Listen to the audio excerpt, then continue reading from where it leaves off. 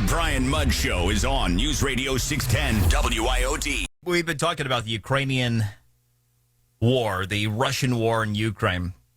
Now what about the impacts to us? Obviously, attention has been paid to gas prices. But even above and beyond, what else? You know, our supply chain has been a hot mess for a while now anyway. Could there be more supply chain issues that come about as a result of this? Well, joining us once again to talk about those implications, supply chain expert James Crean. James, morning. Good morning, Brian. How are you?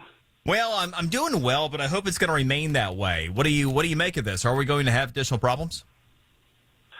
Well, first I want to start and just say that I have the utmost respect for the patriotism of the Ukrainian armed forces and their citizens, and I pray for their protection and success in this. It is a tough time. So, it's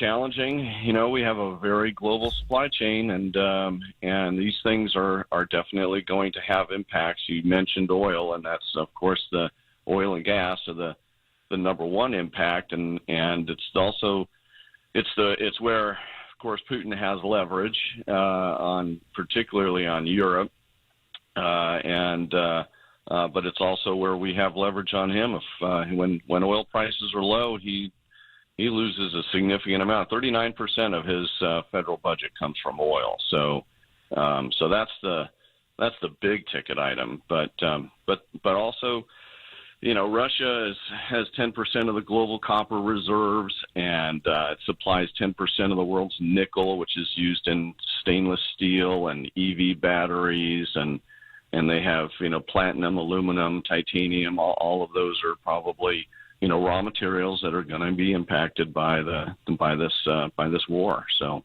well, James, and a lot of those types of materials you're talking about can be used in electronics, in various different technology products. Does that mean that we could see even greater strain there? Certainly, yes. I mean, there's copper is obviously in every electronics that we use, and some of these other materials are as well, and so you're going to see some impact from that. The big issue, of course, is what's China doing as they're watching this, and China can have an even greater impact if they decide that, hey, this is something they want to get in on and go and get an attack at Taiwan or something along those lines. So those are the things that we have to look for.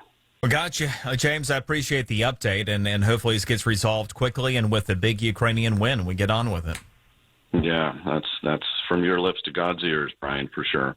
Yeah, and to that I say amen. All right, James Crean, his website is creaninc.com, creaninc.com.